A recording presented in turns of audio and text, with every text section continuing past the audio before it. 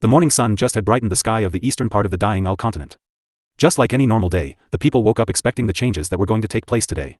It was no secret that King Adifir was going to officially take over the Zulux dynasty as part of his Eastern kingdom.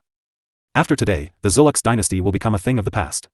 The event that led to the demise of this dynasty with 100+ years will be passed down from generation to generation. Today a new ruler will sit on the throne of the Zulux dynasty that now will be known as the part of the Eastern kingdom. The people were a little concerned. Usually, when a new ruler replaces the old one, it comes with a lot of changes. The tax rate might be increased. New policies or rules might be introduced. The old ruler, King Sebastian, was a man who wanted to expand his dynasty. As the kingdom of Nyland shared borders with his dynasty, he couldn't really make a move against the small kingdoms that has allied themselves with the fourth-tier kingdom. The Eastern kingdom and the Nepaka kingdom were the only two kingdoms in the eastern part of the dying Al continent that had not entered into an alliance with the Nyland kingdom. For decades, Sebastian has been using almost all of his dynasty's income in trying to increase their military strength. Before Sebastian took the throne, the Zulux dynasty was constantly pressured by the Nepaka kingdom. Small conflicts or clashes between two kingdoms kept happening all the time. At that time, the Nepaka kingdom had more military power and was considered the second strongest kingdom in this part of the continent. But with the combined efforts of the previous Prime Minister Joseph and Sebastian, within 2 decades the Zulux dynasty became a powerhouse that was stronger than the Nepaka kingdom. Sebastian wasn't the type of king who was worried about his people. His main focus always has been increasing their military strength. As a result, under Sebastian, the common and middle-class families suffered a lot. During war times the king would increase the tax, causing hardships for the middle-class and lower-class families. Today everyone was only expecting the worst. If someone asked the people of the Zulux dynasty what they thought of their king, everyone would say bad things about him. The people were assuming Adifir to be the type of ruler who does not care about his people. Lüneburg city is the heart of the Zulux dynasty. The biggest and most prosperous city among the 7 other cities. The city originally was a small town where traders and merchants from different parts of the Zulux dynasty came to sell their goods. Later, when the Zulux dynasty's first king conquered this land, he made Lüneburg city the heart and the capital of his dynasty. The city was built on the bank of the ever-shifting stream. The city is older than the age of the Zulux dynasty and the Eastern kingdom combined. The city had well over 1 million people living in it, making it the most populated and biggest city of the Eastern kingdom. The area near the ever-shifting stream is densely populated. Most towns and villages were built on the bank of the river. The bank of the river provides fertile land which is necessary for agriculture. Being near the sea, the whole Zulux dynasty and the surrounding kingdoms received a fair amount of rainfall. Adifir was currently flying above the ever-shifting stream. He already had flown past hundreds of small villages that were built on the bank of the ever-shifting stream.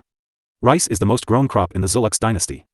Rice was a daily food that everyone in this part of the continent ate. Even some nobles and knights had rice daily. It was one of those foods that were not expensive and enjoyable with other dishes. Adifir heard from Watson that rice wasn't that popular in the other western part of the continent and was very rarely eaten by the people. According to Watson, when Julia first came here she had kind of trouble having rice every day. Julia was from one of the richest noble houses on the continent. To someone like her, having rice 3 times a day was very uncomfortable. With the speed that Adifir was moving, it did not take him long to reach Lüneburg city. So this is Lüneburg city. From this height, he was able to see the shape and size of the whole city. The city was surrounded by 11 meters high walls on 3 sides. From the west side, the city was connected with the ever-shifting stream through a port. The port had hundreds of big and small ships. The medieval period houses and the roads gave a unique form of charm to the city. Almost as if I have traveled into medieval Europe. Having more than 1 million people, the city was almost 5 times bigger than Ashark city. The Azure city is like a baby in front of this city. From the sky, Adifir can see his 3 wyverns, each guarding 3 main entrances. Lüneburg city had 3 main entrances. Each entrance was guarded and protected by at least a few hundred soldiers. The people had to wait in lines to get into the city. As if sensing something, the 3 wyverns simultaneously raised their heads and looked up at the sky. Seeing that others also raised their heads, only to find a man standing 500 meters above the sky with red pair of dragon wings on his back. As the being with dragon wings kept descending, the second-order cultivators who had better vision than first-order cultivators immediately recognized him after seeing his face. His Majesty is here, hurry up and open the northern gate. Scott, who happened to be talking with the soldiers, shouted after seeing His Majesty. In the next few seconds, Josh, Henry, and Tyler also noticed Adifir. The people who previously were standing in long lines to enter the city moved away quickly and made space for the king. Under Scott's orders, the northern gate, which was half closed, was now fully opened and all the people were made to stand aside. The soldiers stood before the people and formed a line to prevent anyone from reaching the king. All this happened before Adifir landed on the ground. Your Majesty, Scott, Henry, Tyler, and Josh, all 4 of his generals, come to welcome the arrival of their king. It looks like everything is under control.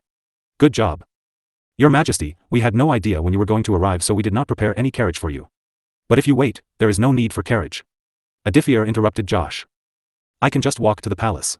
While walking, I can also take some time to check the whole city. Adifir wished to explore this big city. This would give him a better understanding of what the city is lacking and what things he should improve. Move out of the way. His Majesty is coming. The people who were walking on the road were moved aside by a few hundred soldiers. Everyone stood on both sides of the roads and stared at the man with crimson eyes who was being followed by at least hundreds of soldiers. Is he our new ruler? He is so young. Even younger than my son. I think I am in love.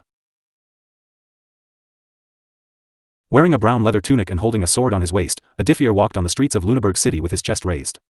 Adifir's dress was relatively simple and stylish. Adifir was followed by Scott, Tyler, Josh, and Henry. The four of them looked very alert and were constantly looking here and there, fearing that someone might try to assassinate their king.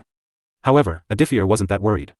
With his agility, even a third-order assassin cannot kill him.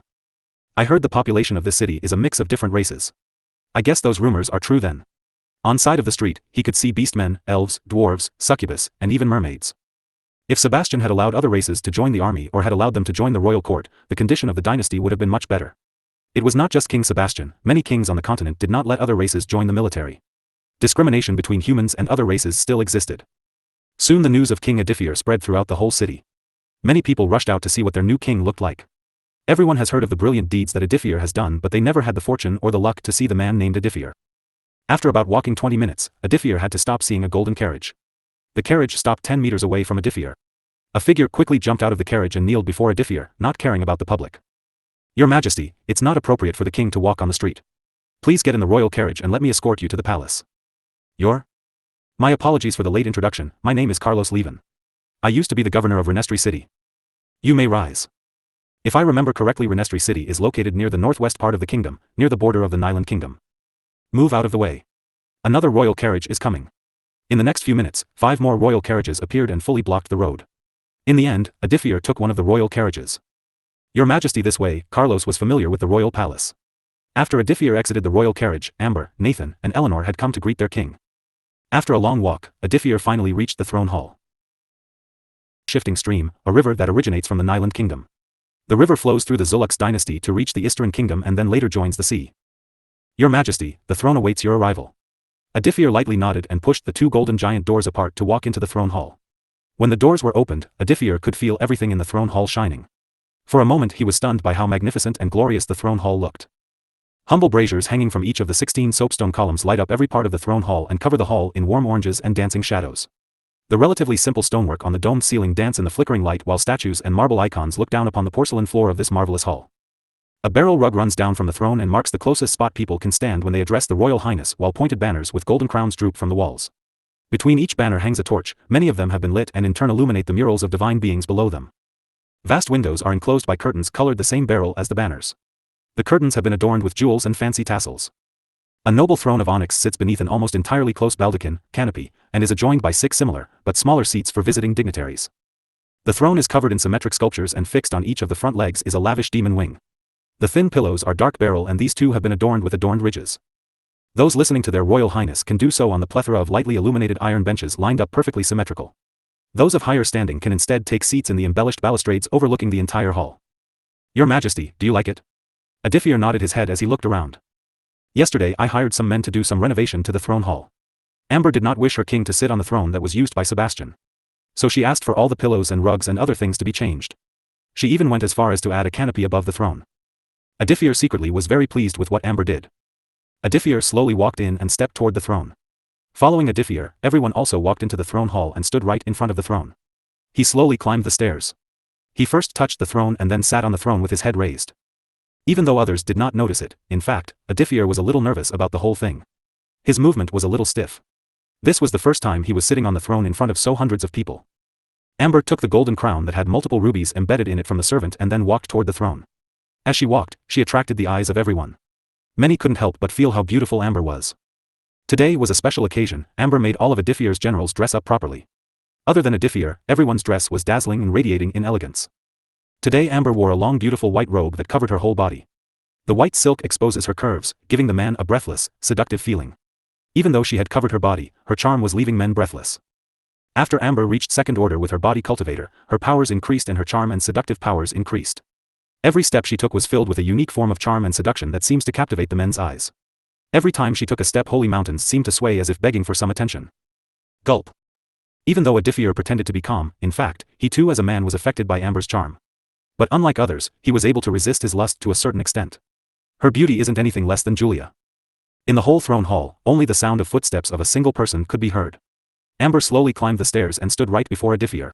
From this close distance, he could smell her body's fragrance, which seems to make him feel drunk.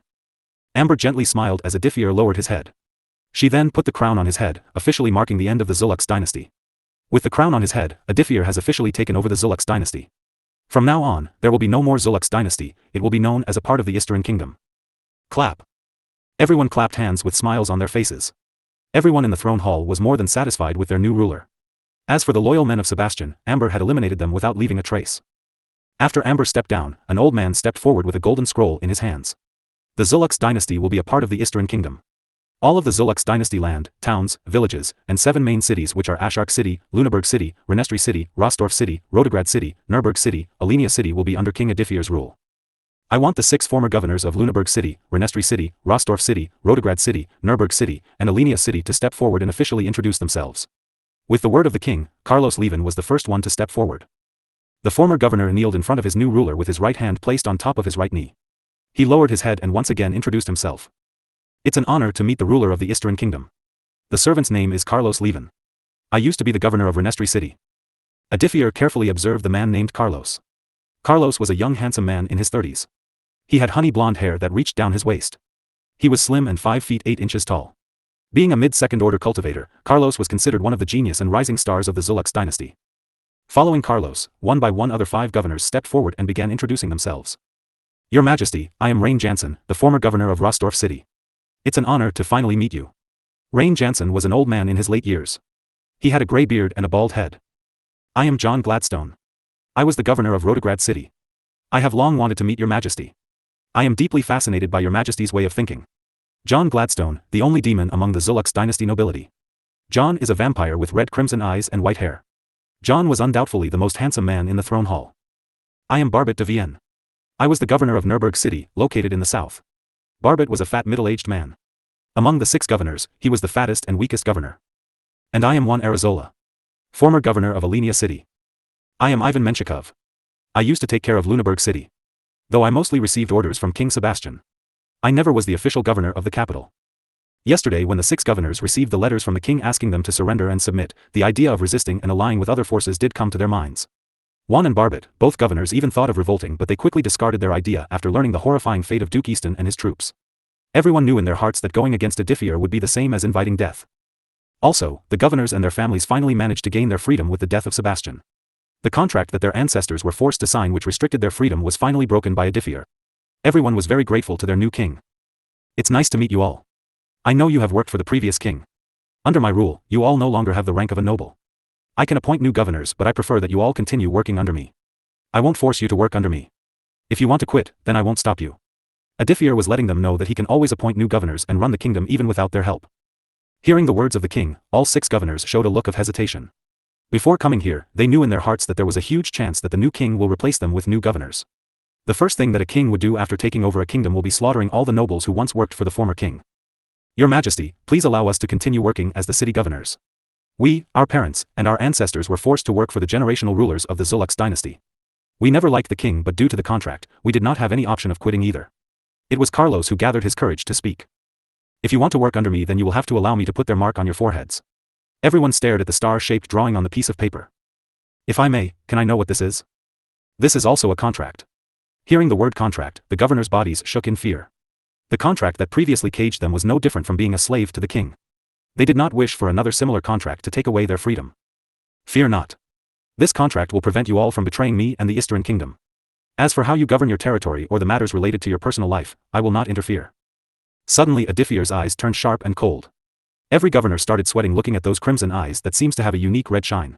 If you dare to work with our enemies and plan to betray the Isterin kingdom, the contract will rip your souls. We would never dare to even think of betraying the Isterin kingdom. Even though Adithier's act might seem cruel, he still needed to do this to ensure the safety of his kingdom. Adithier had thought of killing them and replacing them with new governors, but that would take from weeks to even months' time.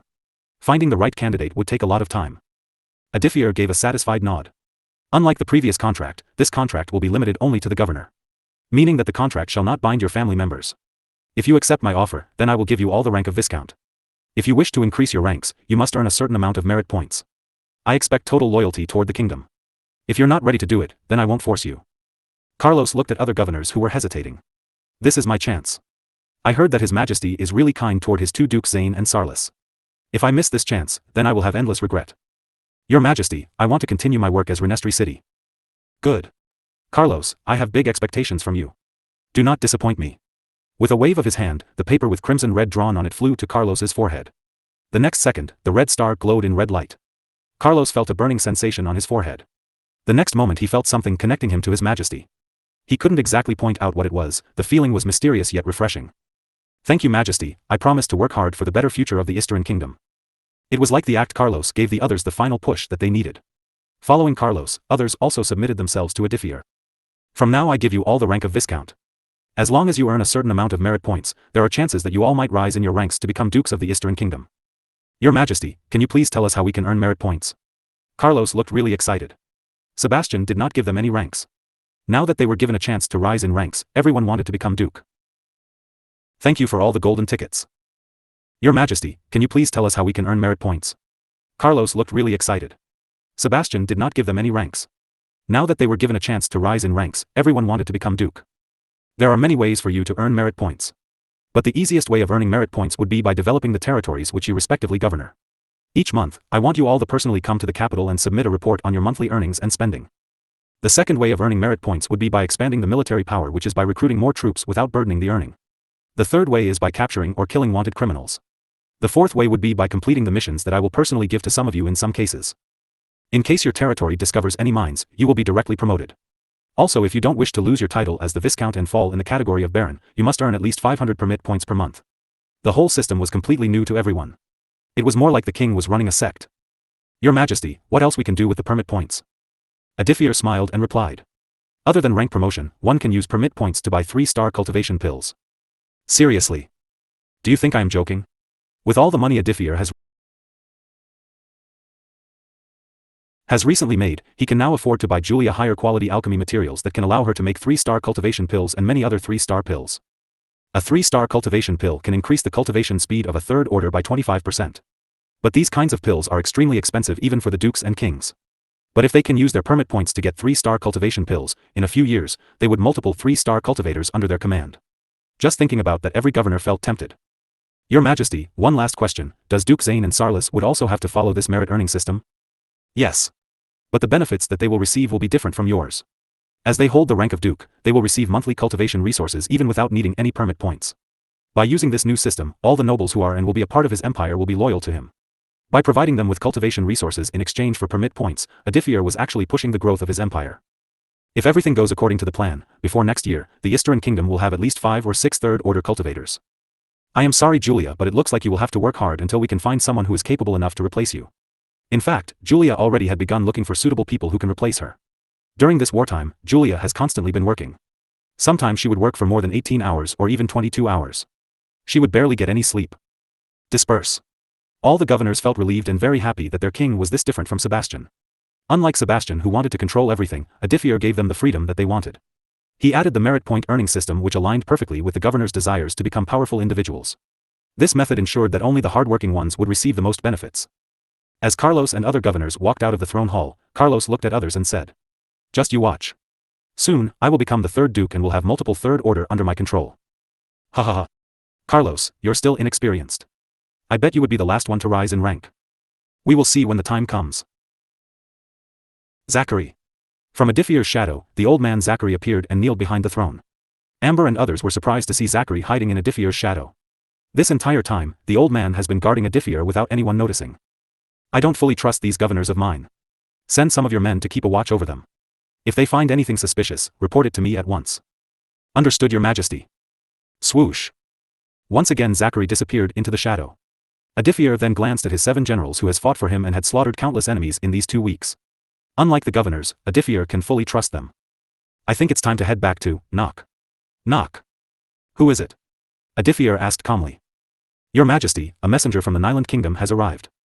Amber and others looked at each other in confusion. Why would the Nyland Kingdom send a messenger? Let him in. The golden doors were opened. A man wearing a 1-star leather vest walked into the throne hall. After walking in front of His Majesty, he kneeled and lowered his head. Long live to His Majesty. I pray that Mother Goddess blesses the Eastern land. You may rise. The man looked like someone in his 30s. He was a late-stage first-order cultivator. Your Majesty, as you already have guessed, I have a message from His Majesty, the King of Nyland. Go ahead, I am listening. His Majesty has said the following. As the neighboring kingdom, the Kingdom of Nyland will oversee the meeting between the two kingdoms and help them sort things. I shall personally attend this meeting. I humbly ask the kings of both neighboring kingdoms to come as well. I hope both kings will give the King of Nyland some face. What does the King of Nyland is planning? What is he trying to gain by overseeing the meeting between two kingdoms when the war had nothing to do with his kingdom? Is he indirectly trying to help the Nepaka kingdom during the meeting? If I don't attend this meeting, then this will be a huge slap to the Nyland king's face. Adifir was a little confused. When he was taking over the Zulux dynasty, the Nyland kingdom did not show any movement or signs of attacking. They easily could have taken advantage of Sebastian's death to attack the Zulux dynasty. Did the Nepaka king and Nyland king make some kind of secret deal to suppress the Eastern kingdom? This meeting is the most important phase of my plan to dominate the eastern part of the dying Al continent.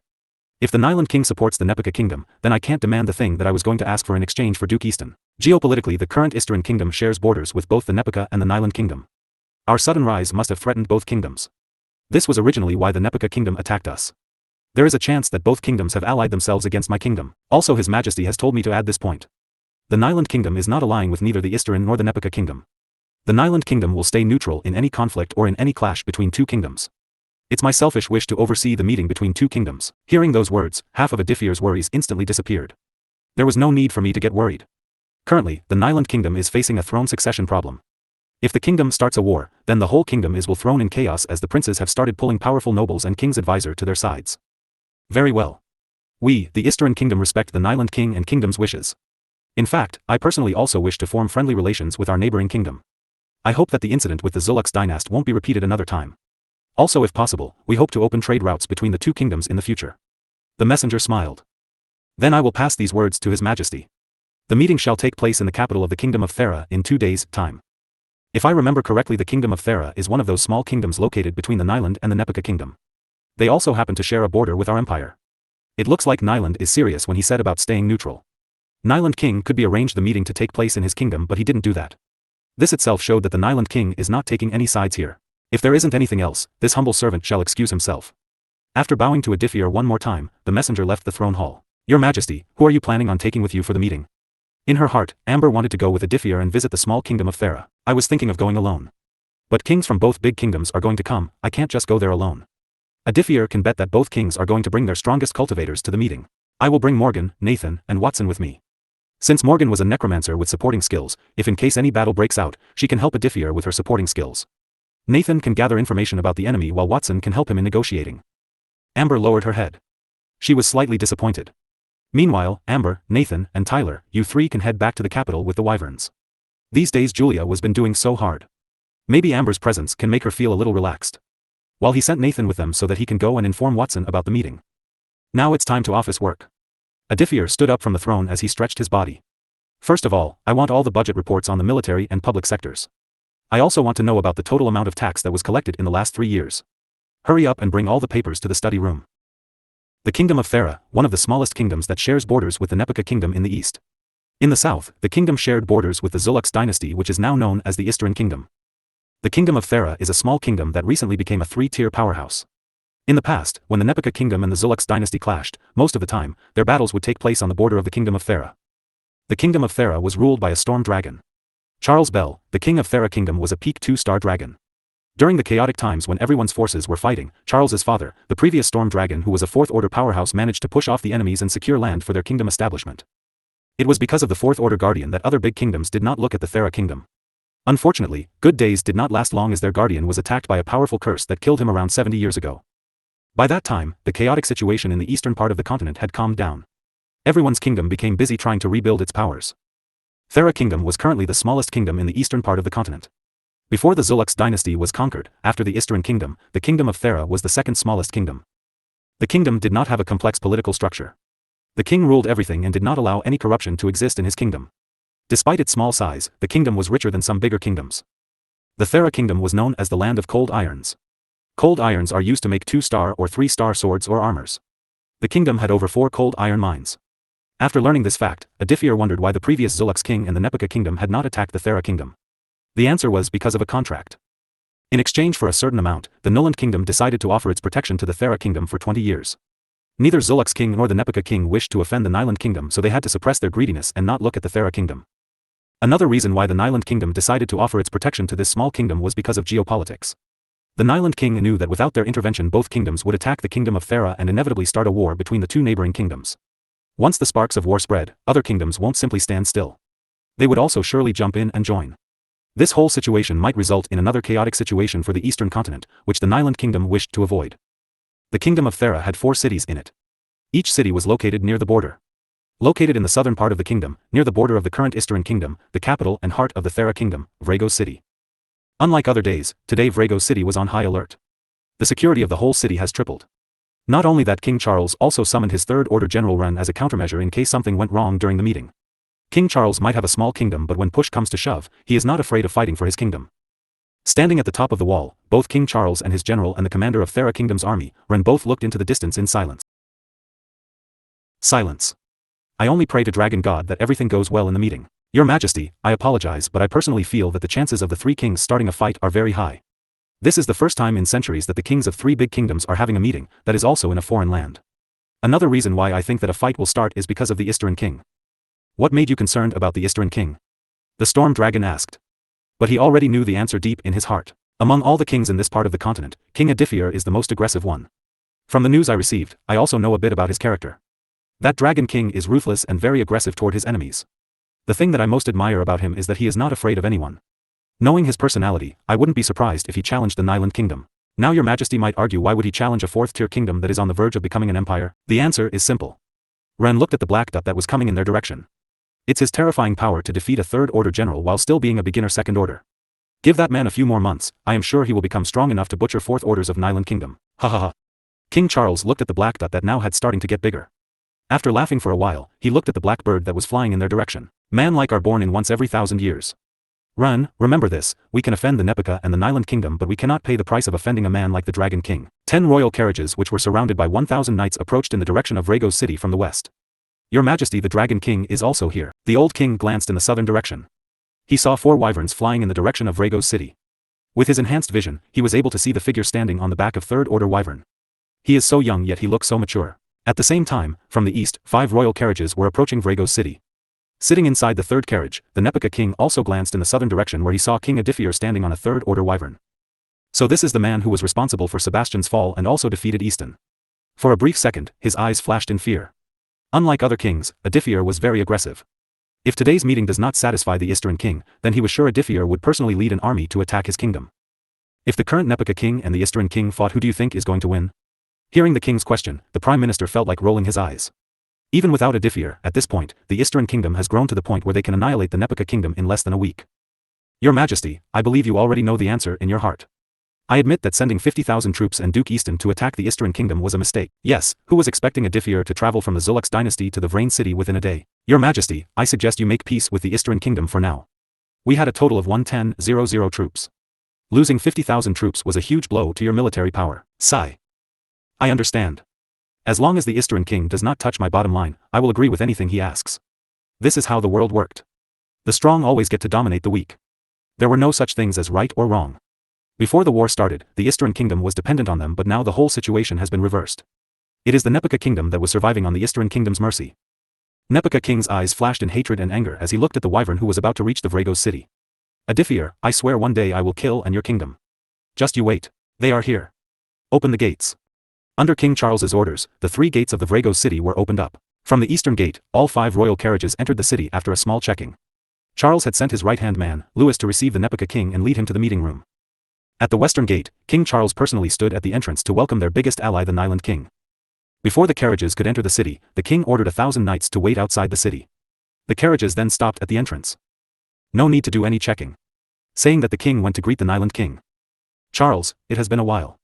You look stressed today. Your Majesty, this is an important event. As the king, I have to properly receive our 3 esteemed guests. As if sensing Charles's worries, the Nyland king smiled and assured him in a serious tone. Do not worry. The meeting will go peacefully. The Nyland kingdom is here to oversee the whole meeting. Our kingdom shall not interfere with the conflict between 2 kingdoms. If both kings fight, I will stop them. Majesty, your words relieve me of my worries. Ha ha ha. I always keep my promise. I promise to protect your kingdom. I shall do that until the contract expires. Charles looked a little hesitant before speaking. Your Majesty, about the contract. Since I am here, I will discuss the new contract after the meeting ends. Charles nodded, feeling very relieved. Underscore. At the southern entrance, the soldiers stared at the 4 wyverns that just landed in front of them. Adithier, Watson, Morgan, and Nathan carrying Duke Easton with him got off from the wyverns' back. You 4 stay here till we return. The wyverns nodded and made some space next to the entrance and laid down there. Your Highness, it's an honor to finally meet you. A handsome young man slightly lowered his head to show his respect to the Istran king. This man was the Third Order commander of the Thera Kingdom's army. I apologize for my sudden visit. The meeting was decided at the last minute, so I couldn't prepare any gifts. Your Highness, your presence in this small kingdom itself is a huge thing for us. I don't think we are worthy of receiving your gifts. Ha ha ha. Adithier liked how sly this man was. From his words, his intentions were clear. The kingdom of Thera was worried that Adithier might do something while staying in their kingdom. I look forward to meeting King Charles. As neighbors, I would love to form diplomatic relations with your kingdom. Maybe in the future, our kingdom will become the biggest buyer of cold iron from your kingdom. With these words, Adithier made it clear that he had no intention of invading the kingdom of Thera. He wanted to form a friendly relationship with this small kingdom. If His Highness wants to form diplomatic relations with our kingdom, I am sure my king would be more than happy. To the public, it would look like 2 men were praising each other and were being friendly, but in reality, both men were testing each other. Your Highness, I have prepared a royal carriage for you. Please get in. Ren personally opened the door of the carriage for Adithier. Thank you, Ren. Before coming here I had to go back to Azure City to get Duke Easton, so I was a little late. I did not have enough time to prepare carriages for my travel. Both men knew that Adithier was lying. Adithier bought the 4 wyverns to display his strength to other kingdoms. Following Adithier, Watson, Morgan, and Nathan, who were carrying unconscious Easton, got in the carriage. The interior of the carriage was big, a bedroom. The carriage had couches, a table, even a luxurious bed. The floor was covered with a white carpet. The carriage even had a small bathroom and a kitchen. Your Highness, I am sure you all must be a little tired from your journey. Do you want some wine or juice, or maybe some of our kingdom's snacks? I would like a cup of tea. Adithier wanted to if Ren or the kingdom of Thera had planned to take him out with poison. Nathan as an assassin would be able to tell if the food was poisoned or not. Clap. Ren, who was sitting on the couch, clapped his hand gently. The beautiful-looking maid opened the door and bowed her head. Give us 5 cups of tea. Sir Watson and Sir Nathan and Madam Morgan, would the 2 of you like to have some snacks with tea? I would like to have a strawberry cake. I am fine with anything. I am also fine with anything. Even though Morgan was a slave here, Ren did not look down on her. If a slave was with His Majesty, he had to show the slave respect. Not to mention the fact that Morgan was a mid-Third Order. Ren cannot defeat Morgan alone. All right. 5 cups of tea and 2 strawberry cakes, please. The maid wrote down the order and then excused herself. N0, Your Highness, I have heard many rumors about you. These days, almost everyone in our kingdom is talking about you. People were praising how you managed to bring a weak kingdom to conquer the Zulux dynasty. Ha ha ha. You flatter me, Sir Ren. I did what I had to do for kingdom. Adithier liked how humble and gentle Ren was despite being the commander of Thera Kingdom's army. Unlike some pretentious people, Ren was being sincere here. Adithier liked his attitude. Watson, Morgan, and Ren were a little surprised when Adithier addressed him using the Sir word. If I may be bold, can I ask if His Majesty has any plans of conquering more lands? Sir Ren, I am more than satisfied with what I have gained by conquering the Zulux dynasty. I want to protect my land and develop my kingdom to become one of the most powerful kingdoms. While doing, if some kingdoms decides to provoke us, then we will have to reply back.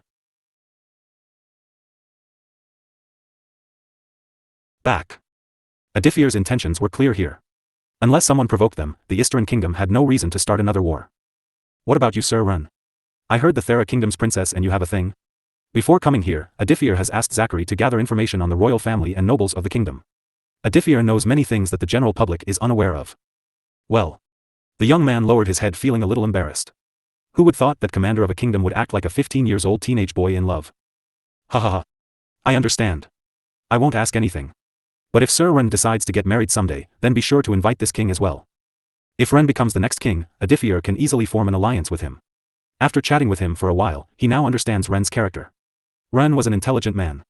He was not arrogant about his power or position. He was humble and knew what his kingdom's weaknesses are. In Adithier's eyes, Ren was the perfect candidate to become the next king. Of course. I promise. I will personally write a letter to invite His Majesty. Both Ren and Adithier talked for 10 more minutes while having tea. Both men understood each other's ambition and felt that both could form an alliance. Your Majesty, we are here. When the carriage doors were opened, Adithier was the first to come out. Watson, Morgan, and Nathan followed him from behind. The guards hurriedly opened the doors to let the king of the Istran kingdom enter. This way. Ren was told to just bring the king of the Istran kingdom to the meeting place. But after talking with Adithier, Ren's respect for the king only increased. So he personally leads the way for the king. After 1 minute walk through the long corridor, Adithier and Ren arrived at the round hall where he found various Third Order cultivators belonging to the Nepika and the Nyland kingdom sitting. The Third Order dukes and generals of the Nepika kingdom instantly got angry seeing what the enemy king has done to their Duke Easton. Duke Easton has become useless. His mana heart has been crippled. One of the Third Order couldn't control his anger and ended up releasing his Third Order aura. Boom. Crack. The wall started cracking due to the pressure. Calm down. Ren's words did a magical charm and stopped the Third Order before things go out of hand. After calming down, everyone from the Nepika Kingdom realized that the Thera Kingdom's general looked very close to King Adifir. It was like they were great friends. They mistakenly assumed that even the Thera Kingdom, which publicly stated that they will be staying neutral, was actually supporting the Eastern Kingdom. Adifir ignored everyone in the whole room. Today he had bigger things in his hand. You three can wait here. Watson, come with me. Sir, I apologize, but Sir Watson is not allowed to enter the meeting room. The guards couldn't allow a butler to enter the meeting room. Before Adifir could say anything, Ren coldly glared at the guard. He is not a butler. He is King Adifir's unofficial prime minister. Since the Eastern Kingdom did not have any prime minister, it was Watson who has been working as the unofficial prime minister. Seeing the great commander glaring at him, the guards' faces turned pale. They quickly opened the iron doors for Adifir and Watson. Before entering the meeting room, Adifir coldly looked at all the Third Orders. For some reason, when they looked at those crimson eyes, their bodies trembled slightly. Even Ren was no exception to this. If anything happens, just call the wyverns outside the city. Adifir had created a special signaling talisman that could call his 4 wyverns even from 100 kilometers. After saying those words, Adifir and Watson entered the meeting room. The doors were closed by the guards. Ren stood in front of the door with his back facing the door. If he sits next to Watson, then others would think that he was supporting the Eastern Kingdom, which he did not want. So standing was the best option for him. Welcome Eastern King. The meeting room wasn't that big. The whole room was lit with bright white light. There were 3 people sitting at the long rectangular table. The Thera King and the Nyland King were sitting together on the left side. The dining table was filled with hundreds of dishes from all 4 kingdoms. Hello. I think this is the first time we have met face to face. I am Adifir, the Dragon King of the Eastern Kingdom. After introducing himself, Adifir sat opposite Nepika King. Just like he expected, the Nepika King looked like he would kill Adifir just with his glare. First of all, why don't we start off with the basics? Let's introduce ourselves. I am the Storm Dragon King of Thera Kingdom, Charles. I am the King of the Nyland Kingdom, Mark Vega. Unlike others, Mark Vega was an old man with a white beard and white short hair. Despite looking like 50 years old, King Vega was actually 151 years. Unlike other kings in this meeting room, Vega's cultivation was the lowest here. He was only a beginner 2nd order. I am the Nepika King, Ethan Scott. The Nepika King was a middle-aged looking man with long black hair. King Ethan was about 6 feet tall and had a slim body. He was a peak 2nd order cultivator. Even in the meeting room, he was wearing armors which showed that he was a cautious man and was afraid of Adifir. Good. Now that everyone has introduced themselves, let's start this meeting. Vega elegantly cut the steak and began eating it. His calmness and relaxed behavior surprised everyone. Since King Vega of Nyland was eating without any fear of poison, Adifir also started eating. He took a sip of the red wine and then ate the fried chicken. King Charles also relaxed and started eating. Only King Ethan didn't start eating. It's not that he did not want to eat, it's just that he wasn't in the mood of eating when he was in front of the Nyland King and the Eastern King. In the past, there was a time when the Nyland and Nepika kingdoms almost went to war because of some disagreements. But later, Ethan's late father realized his mistake and apologized to the Nyland King, which prevented the war between the 2 kingdoms. Ethan, I have to say that I am disappointed. King Vega gulped down the wine and looked at Ethan, whose face looked very ugly. Your father, the late king of the Nepika kingdom, was a wise man. Under his rule, the Nepika kingdom reached its peak. The kingdom surpassed the Zulux dynasty in power and became the 2nd strongest kingdom in this part of the continent.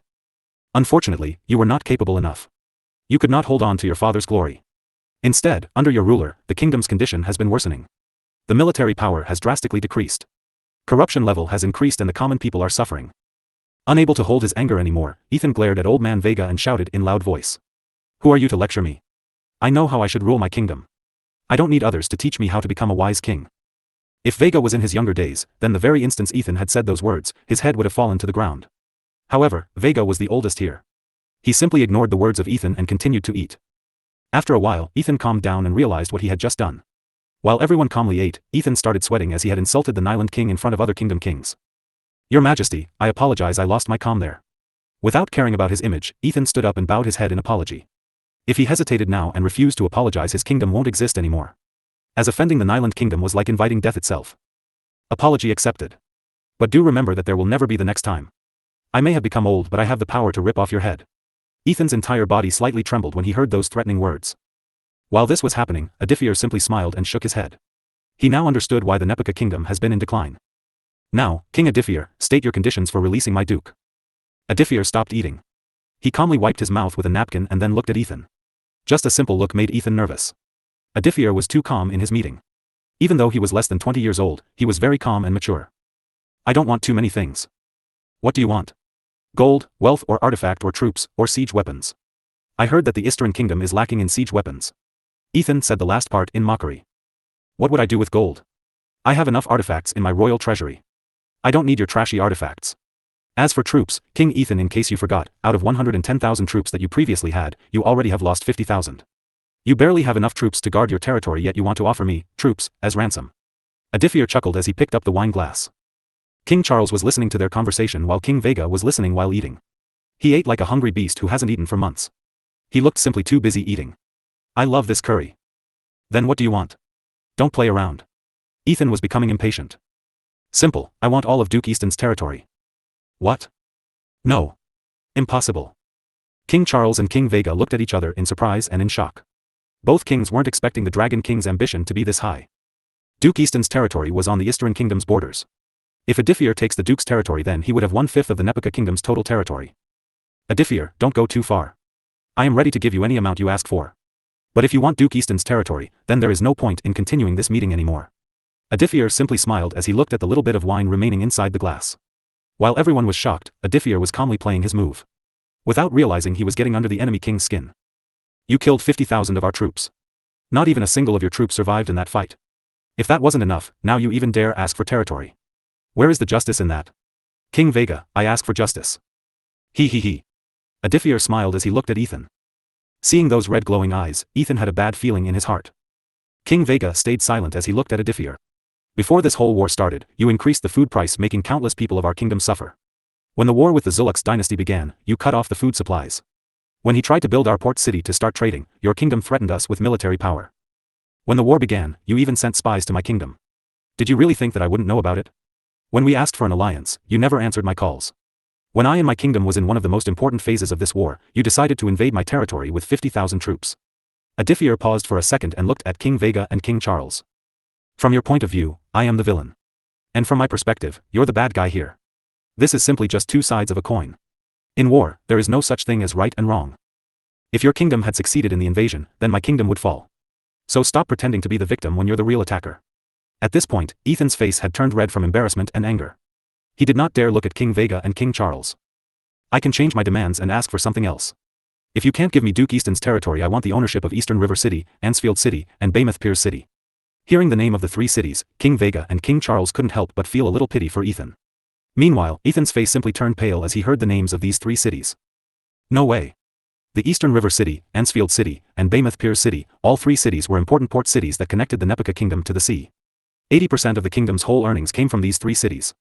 Giving up these three cities would be the same as killing the Nepica Kingdom from the inside out. Unlike other kingdoms, the Nepica Kingdom only had one gold mine. Most of the kingdom's earnings came from trading. The kingdom bought food and other necessary items from the merchant that came to their port cities and resold these items at a higher price. N0, your both options have been denied. I cannot give up Duke Easton's territory, nor I can give my Eastern River City, Ansfield City, and Baymouth Piers City. Ethan's mind was in chaos. Eastern River City, Ansfield City, and Baymouth Piers City were extremely important to his kingdom, even more important than Duke Easton's territory. That's not how things work, King Ethan. You either give me Duke Easton's territory or give me the three cities, or you can go back, prepare your army and wait for the Eastern Kingdom to completely take over the whole kingdom. This is where the meeting got most serious. Adithier has managed to push King Ethan to the corner by demanding something this big. Among all the dukes in the Nepica Kingdom, Duke Easton controlled the largest territory. With the Eastern Kingdom constantly expanding its territory to the Silver Meadow Grove, and after taking over the Zulux dynasty, the current Eastern Kingdom was almost big as the Kingdom of Nyland. On top of that, if they manage to get Duke Easton's territory, the Nepica Kingdom simply won't stand a chance. Listening to Adithier's direct warning, Ethan's face turned pale. At most, it would take His Majesty 1 week. By then the whole Nepica Kingdom would fall in our hands. We simply could have attacked back after defeating the force of 50,000. But we didn't. His Majesty was kind enough to call for this meeting, yet you're disrespecting his kindness. Watson's words added more pressure on King Ethan. Previous chapter. Listening to Adithier's direct warning, Ethan's face turned pale. At most, it would take His Majesty 1 week. By then the whole Nepica Kingdom would fall in our hands. We simply could have attacked back after defeating the force of 50,000. But we didn't. His Majesty was kind enough to call for this meeting, yet you're disrespecting his kindness. Watson's words added more pressure on King Ethan. So what are you going to do now, King Ethan? Will you choose to give up a part of your territory, or will you choose to lose your entire territory with your life? Adithier drank the remaining wine inside the glass as he waited for Ethan to answer. Both Watson and Adithier knew that they have managed to push King Ethan to the corner. By limiting his options, he would have no choice but to agree with Adithier's conditions. Ethan gritted his teeth and glanced at King Vega for some help. His eyes were clearly pleading with King Vega to help him. However, the Nyland King ignored him as he continued to eat his food.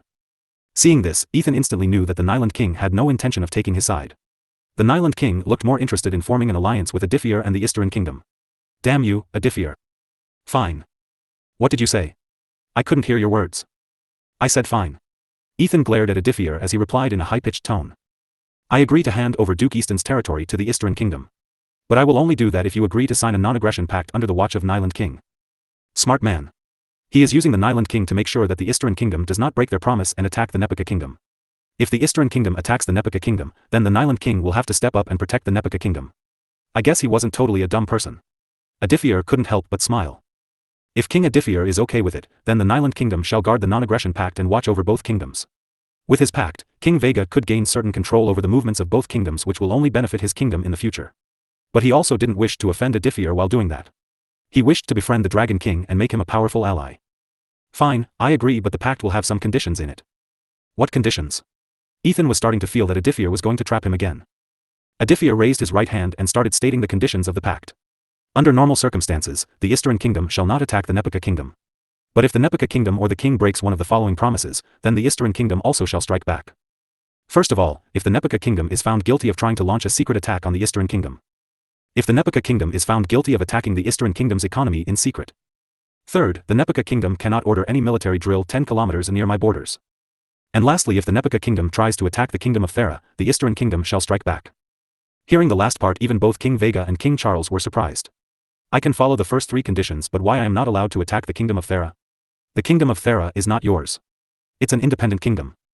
One reason. The Kingdom of Thera is our ally. Another reason that made Adithier add the last condition was the ambition of King Ethan. Knowing Ethan's personality, he won't just stand around and let the Isterin Kingdom continue to suppress his kingdom. If he can conquer this land, then he can attack the Isterin Kingdom from two sides, which Adithier didn't want to let happen. King Charles and King Vega were confused. Since when did the Isterin Kingdom become an ally of the Thera Kingdom? Both kings nodded at each other and decided to not question Adithier for now. The last condition was also giving protection to the small kingdom of Thera.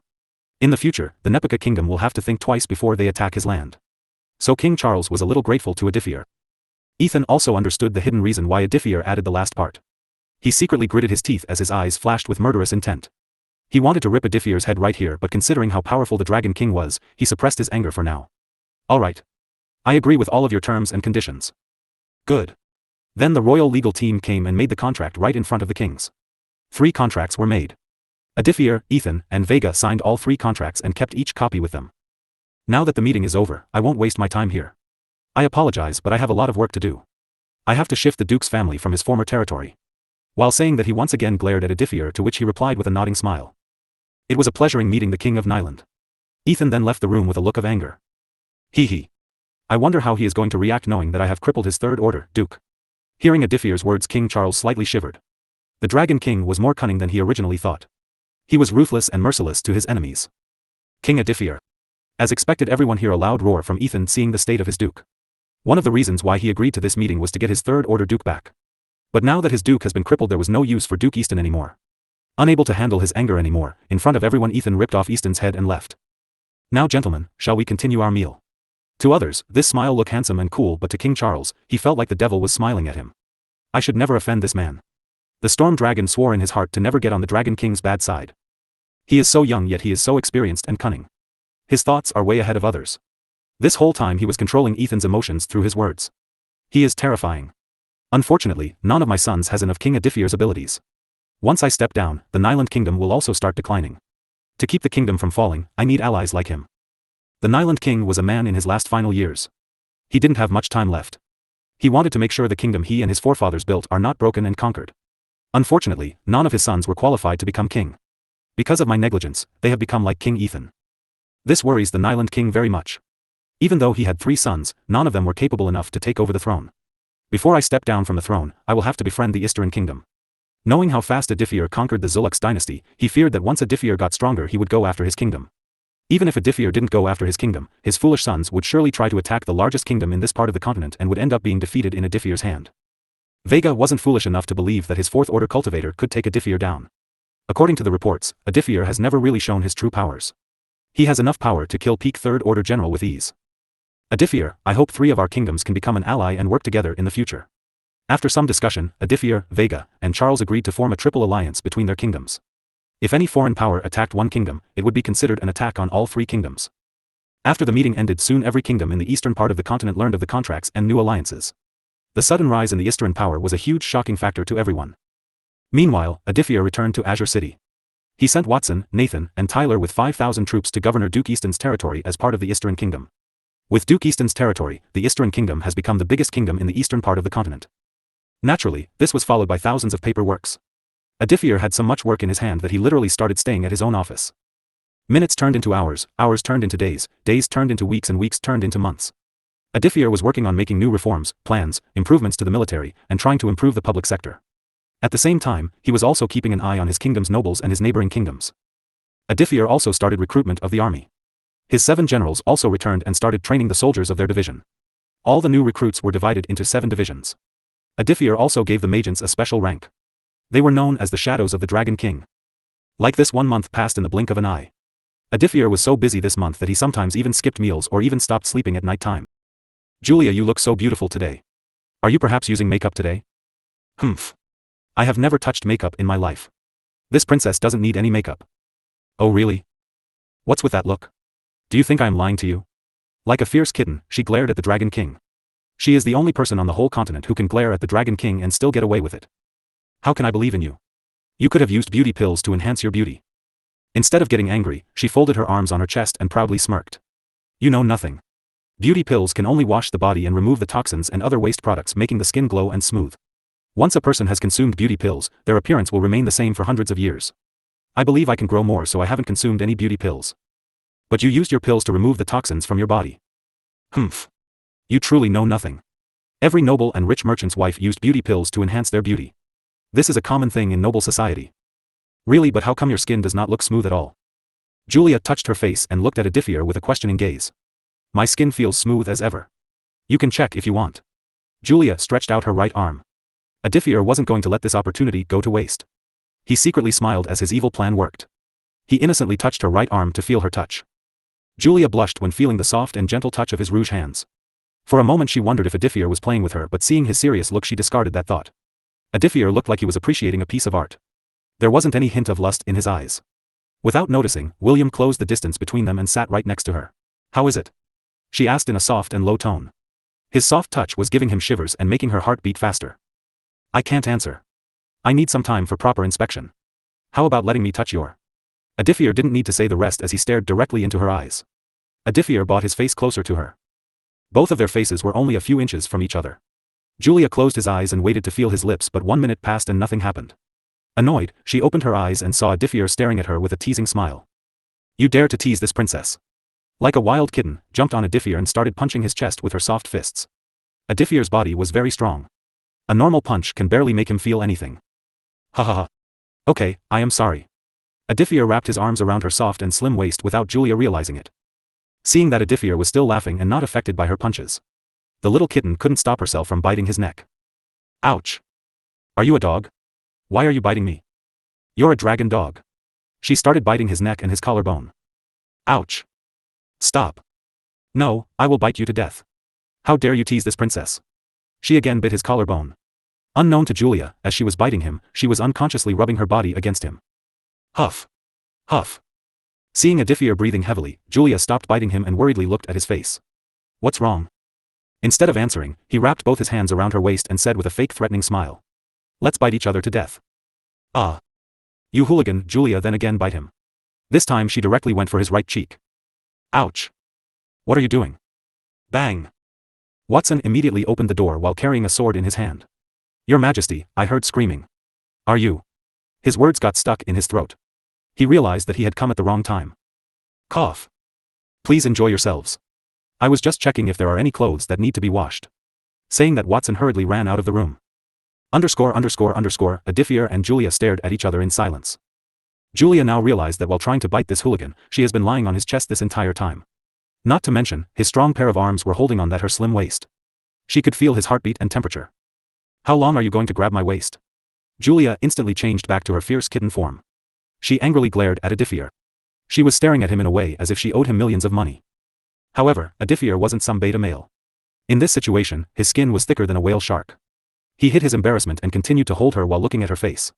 Her face was only 20 centimeters away from his. Her round and big breast were pressed against his chest. He could feel the softness of her plump chest. Instead of replying, Adithier seriously looked at her and said in a deep tone. I want our first kiss to be special. Humph. Who wants to kiss you? Julia removed Adithier's arms from her waist and got up. She moved to the other side of the couch. Even though she said she did not want a kiss from him, she, in fact, was looking forward to it. You really don't want a kiss from me? Adithier shamelessly asked. He pretended like he never took advantage of the earlier situation. No. This princess will only kiss her husband. But I am your husband. Adithier innocently replied. You're my husband only in name. This princess can leave you at any time. Sigh. Adithier shook his head, showing regret on his face. Seeing this, Julia smiled as if she had won. However, Adithier's next words caught her unexpectedly. I guess I will have to do it with Amber. Adithier looked at the transparent glass window and continued. Her soft fox ears and tails, I am beginning to miss them. You. Julia was trembling in anger. Amber was her best friend. She never was going to give her best friend to this hooligan. Ouch. Are you really a dog? You're a dog. This time Julia sat on top of his thighs and started biting his handsome face. Ouch. Ouch. Stop. Stop. Stop ruining my face. If you do that, no woman would marry this king. However, Julia did not listen and continued biting Adithier throughout the whole journey. I can't wait to hold His Majesty's child.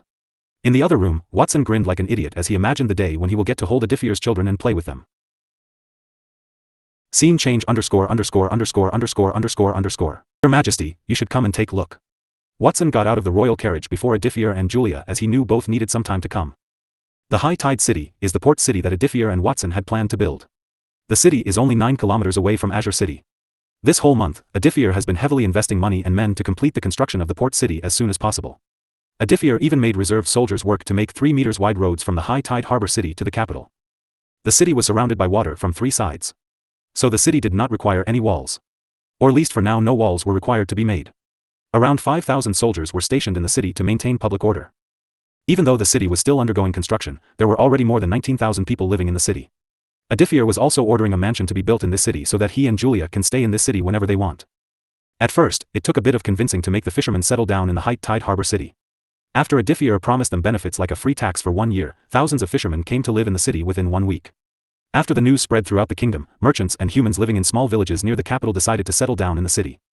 The poor could not afford houses, so Adithier gave them a big discount. After the population problem was solved, by the 3rd week, thousands of new people were coming to the city. Right now the city was only 1/5 of the size of the capital. Adithier estimates that in a few months, this big will become even bigger than the capital. Wow, the wind here feels so good. Julia looked at the sea and the city. She felt this city was more beautiful and relaxing than the capital. It was the perfect place for a vacation. Once the city grows, this place will become even more beautiful and magnificent. Your Majesty, what happened to your face? Sigh. Don't even ask. A certain untamed dog decided to bite me for hours. Adithier's face, neck, collarbone, and even his arms were full of bite marks. The soldiers who were standing behind wondered what kind of untamed dog could bite the king like this. Julia's face flushed red hearing Adithier's words. In the heat of the moment, she took things a little far. Let's go. Adithier, Julia, and Watson re-entered the royal carriage as the soldiers went back to their formation. Adithier didn't want to bring thousands of soldiers with him, but Watson insisted. He said, as the king, as you bring soldiers with you for your protection. 1,000 soldiers were riding horses, wearing silver full-body armor and a sword on their waist. These are the trained soldiers from Henry's 7th Division. Watson, how is this month's total revenue? I don't know the exact amount since we invested all the money in our treasury in various fields. But if I had to give you an estimated amount, then I would say about 500,000 royal coins. Sigh. So I only have 10,000 royal golds in my treasury which were left for an emergency. Adithier felt like crying. Why did you use all of your money? Julia asked while applying a special cream on his face which would heal the biting marks on his cheeks. Princess, we just had expanded our territory. There were many times that needed to be improved. Also, King Sebastian hardly left any money to his governors. So I had to give some nobles money to start their plans to develop their cities. Of course, this would also mean that by investing, aside from tax, I would receive half of the profit. Why didn't you just sell the pills I made? I plan to use your pills on the army. This month, King Ethan has contacted some of the neighboring kingdoms in secret. I am sure he is trying to plot something against me. So you're preparing for another war? Yes and also no. If King Ethan violates any of the conditions written on the non-aggression pact, I will strike back and snatch his pathetic kingdom from him. Even if he doesn't invade our kingdom, I will still need a strong army to protect this kingdom. Using your pills, the cultivation speed of the soldiers will be increased and some may be able to reach second order. But what if those soldiers decided to betray you or do not want to work for you after reaching second order? For that reason, I only choose the 700 slaves that we bought about a month and a half ago. As for others, if they want your mana-gathering pills, they will have to form a contract with him. The contract forbids the soldier from leaving the army until the soldier has provided the kingdom with 15 years of service. The contract also makes sure that they will never betray me. You're really using your rune knowledge to the max. This is necessary to maintain this kingdom. I don't want anyone to backstab me. If the foundation of the kingdom is solid, then it can withstand any storm. Yeah, let's not talk about work. I don't understand politics. By the way, do you remember your promise? How can I forget my promise to my dear lovely wife? Tomorrow or the day after tomorrow, we shall set out for our trip. Good, Julia nodded with a satisfied look. She did not deny it when Adithier called her his wife. Your Majesty, do you want me to come with you? Unfortunately no. Currently, you're my unofficial Prime Minister. But as the kingdom grows, soon or later I will have to find a suitable person who can hold the position of Prime Minister. And so far we are yet to find a person with that kind of qualities. No problem. I shall remain here and keep everything in running in His Majesty's place. Thank you, Watson. It was because of Watson's help that Adithier was able to finish his paperwork so quickly. Move out of the way. His Majesty is here. The people moved out of the way as the royal carriage entered the High Tide Harbor City. By the way, Julia, you asked me to have a meeting with the Seeker of Impurity Guild leader. I still haven't met her. With all the paperwork in my hand, I kind of forgot about her. No problem. You can just meet her here. The guild leader is here? Yes, she told me that she came here to overcome the construction of their branch office. Finally we hear, Adithier helped Julia get out of the carriage. They stood in front of the unfinished castle. Only 1/4 of the whole castle was constructed. Your Majesty, I suggest that you two stay at the inn for the time being. This place is not suitable for the king to live in. Sigh. Alright, Adithier would have no problem staying in this mansion, but Julia will not be comfortable staying here. As her husband, he has to think about his wife's comfort before anything. I and the soldiers will just camp around the castle and stay here for the night. Why don't the two of you go and walk around the city? Watson was giving Adithier and Julia some time alone by not going with them. Seeing Adithier still hesitating, Julia took his right arm and said, Don't worry so much. In this place, no one can recognize you or me. This is the perfect chance to enjoy and relax. Alright. Before leaving, Adithier gave Watson a crimson-red orb that had some kind of runes drawn over it. What is this? Julia curiously asked. If there is any emergency situation, just crush this crimson orb using mana. Crushing this crimson orb will send me a message. The range of this thing is limited to only 15 kilometers. I will have to do some research before I can extend the range. I think 15 kilometers is also a lot. I will keep this orb with me all the time. Have fun, Your Majesty. Watson then left them alone. Adithier looked at Julia, who was still holding his right hand, without realizing it. Princess, if you wanted to hold my hand, you could have just told me about it. Humph. I don't want to hold your hand. I just did it impulsively. Saying that, she began walking in a random direction. Adithier looked at her back with a smile that was full of affection. The more time I spend with this fierce kitten, the more I came to like her as my wife. Even if her parents oppose our relationship, I won't leave her. Hey. Are you coming? Julia turned around and asked with a blush. Coming. But the way, do you have money with you? Julia blushed while asking for money. When she was living with her parents, she never lacked pocket money, but after coming here the money she received was limited to 1 gold, which was her salary. I have enough money to buy you half of this city.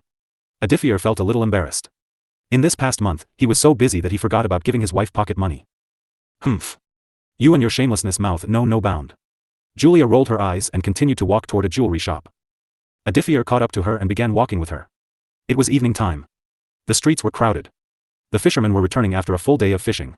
Everyone was preparing to go back to their houses. Children were running here and there and playing on the street.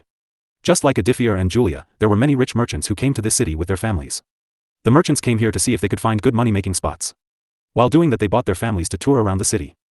Do you want to buy jewelry? Adithier has never seen Julia wear any jewelry before. He was sure that his wife had no interest in jewelry. Since we're going to visit our parents, I thought I would buy some local jewelry for my mother. Julia said as she entered the jewelry shop and was followed by Adithier. My mother has a huge collection of jewelry. She loves to collect jewelry from different regions and kingdoms. She then turned to look at Adithier. If she ever her whole jewelry collection, then she would have enough money to buy the whole Thera kingdom. Wow, to think my mother-in-law's jewelry collection was this big. I can't even begin to imagine how rich Julia's family is. Are you shocked? He. Julia's charming smile inevitably attracted the attention of the males in the shop. A little. But one day I will become the richest emperor in the whole world. Julia smiled and said nothing. She was the type of woman who was not fascinated by money or wealth. She believed that Adithier could keep his words and become the richest emperor in the whole world. 45 days ago, Adithier didn't even have the money to pay salaries to his 100 soldiers. But now the situation has changed to the point where the Isteran kingdom currently has nearly 110,000 troops and the number is still growing. Who is this girl? She is so beautiful. I think she is new to this city. Hearing the whispers of males around Edithier, the Dragon King became very jealous. The king went to hold his wife's hand and then glared at the men who previously were looking at her. Julia's face blushed a little seeing Edithier publicly holding her hand. She didn't say anything. She continued to look through different jewelry while holding his hand. Good evening, ma'am. How can I help you today? Can you please pack this jewelry? The shopkeeper was a little surprised. Most of his customers bought silver or copper-made jewelry. But these beautiful customers wanted to buy a whole set of jewelry. Ma'am, I mean no offense but all these jewelry are gold. It will cost up to 100 gold coins. Do not worry about money. Just pack everything, brother. The shop was a young man who looked a few years older than Edithier. Under everyone's shocked gaze, Without waved his hand and 110 gold coins appeared before the shopkeeper. Keep the extra as a tip. Thank you, big brother. The shopkeeper bowed with a sincere smile. No worries. Can you tell me a little about the condition of this city? I am planning on moving to this city with my wife here. Julia secretly pinched his waist to remind him that she was not his wife. But Edithier endured the pain and kept his face straight. Big brother, I am sure how I should put this but the whole city is growing. So far a few bandit groups have tried to attack the city. Luckily our king had sent 5,000 troops to guard the city. This city is peaceful. The food prices are not as high as in other cities. We can get cheap fish from the fishermen. Not only that, but our king also has built a public school here. I think this city is the perfect place if you want to live here. Edithier nodded his satisfaction. He wanted to see how the people viewed him and also know if they were satisfied with the current development of the city. As for schools, Edithier had made it compulsory for kids to go to public schools where they will be taught to write, read, and basic mathematics. Come again, big brother.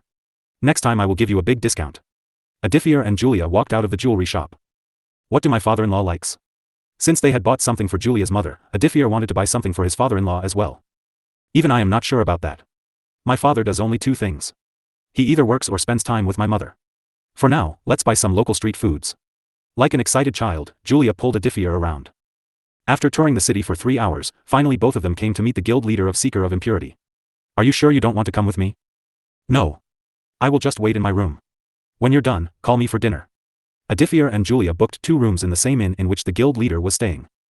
Alright. After Julia left, a maid with neck-length hair came to Edithier. Please come with me, milady is waiting.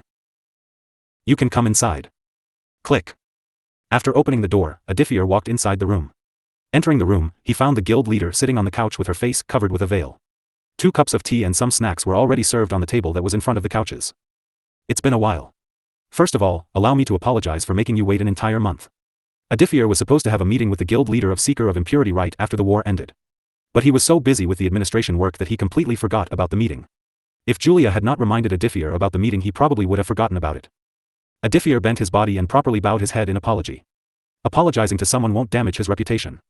No matter how powerful Edithier becomes, he always is ready to apologize if it's his mistake. Unknown to Edithier, the guild leader couldn't help but slightly smile seeing the Dragon King who is widely feared in the eastern part of the continent bowing his head to her. She had seen men who completely changed when they gained power and wealth. But Edithier surprisingly was still humble and respectful to her just like the first time they met in his mansion. Dragon King, you may raise your head. The guild leader's tone was authoritative. Please sit down. Edithier nodded and sat on the couches while facing the guild leader. Before we start, allow me to once again express my deep and most sincere gratitude for giving me the heart of 6th Order Lightning Forest Deer. I don't know how to explain it but it helped me a lot. That's fine. Given how intelligent and smart His Majesty is, the Dragon King should know that I also want something in return for the heart of 6th Order Lightning Forest Deer.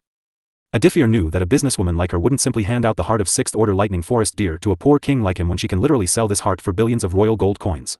He was not a fool to assume that the guild leader was just being kind and caring. Seeing Edithier nod, she was satisfied. Your Majesty, I am sure you will love this tea.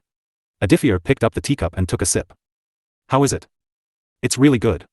Edithier felt a cool and refreshing feeling spreading throughout his body. This tea is imported from the main continent. Drinking this tea can increase the cultivation speed of 2nd and 3rd order cultivators by 50%. Not only that, drinking this tea regularly can permanently increase the cultivation speed of a person by 5 to 10%. Edithier quietly listened as he took a second sip. Just 1 gram of this tea cost about 1,000 royal gold coins. She was expecting Edithier to show some kind of surprised reaction but he was calmly drinking tea without showing any changes. Edithier took the 3rd sip and then put the teacup on the table and looked at the guild leader. Guild leader, why don't we stop hesitating and just directly tell each other what we want? However, the guild leader still continued to drink tea under the veil. Just like Edithier, she looked totally calm and relaxed. First of all, why don't we remove all the formalities? My name is Alicia. Your Majesty can call me Alicia or Miss Alicia. Alright, then you can call me Adithier. Miss Alicia, now can you please tell me what exactly you want from me? Adithier felt that calling her Miss Alicia would be the best choice. He was not close enough to call the guild leader directly by her name. Sir Adithier, why are you so impatient? Just relax and enjoy the tea. Saying that, Alicia took another sip. I thought Miss Alicia does not like to beat around the bush and like to be straightforward. Since Mr. Adithier is so impatient, then I won't beat around the bush any longer. But before I answer, can I ask why the Dragon King looks so impatient? Both Adithier and Alicia knew that both of them were playing mind games here. Alicia was trying to pressure Adithier by telling him about the tea that she gave him. She was trying to make him realize the difference between them by telling him about the cost of this tea. When he heard her talking about the tea, he knew that this woman was aiming for something. Miss Alicia, I don't like to owe people, especially not strangers. Please don't misunderstand, I can't express how grateful I am for giving me that heart of 6th Order Lightning Forest deer. Now that I am done with wars, I wish to settle the debt as long as possible. Repaying the debt would free Adithier's burdened heart. Alicia noticed that Adithier had long stopped drinking the tea. She also understood that Adithier has seen through her. I will be honest, these days men like Mr. Adithier are very rare. Mr. Adithier has no idea how many men I have seen who became an addict. Adithier's right eye twitched a little. He felt Alicia was purposely targeting his past. I can feel Mr. Adithier's sincerity. I promise I won't ask for money or wealth or anything valuable. I already have countless money. Adithier understood that Alicia was using this chance to flex her wealth and indirectly was telling him that she was not interested in his money. Before I state what I want from Mr. Adithier, I will have to reintroduce myself. Under Adithier's confused stare, Alicia put the teacup on the table and stood up gracefully. Adithier's crimson pupils contracted as the guild leader slowly removed the veil that was covering her face. In the past, Adithier simply assumed that the guild leader's face was ugly and that's why she wore a veil over her face. But he just realized how wrong he was. Alicia kept her eyes on Adithier as she slowly pulled down the veil from her face, revealing the hidden rarest gem of the earth. Her face was so beautiful that for a moment Adithier forgot to breathe. His heart nearly stopped. Now that she had finally decided to remove the veil covering her face, he was able to look at her face. She had emerald gems that seems to draw others towards her. Her long black hair was tied by a black-red ribbon with bangs/hair strands hanging on either side, thin eyebrows, and a slim and flexible body that was 1.6 meters tall. She was wearing a black kimono that covered her sinful body.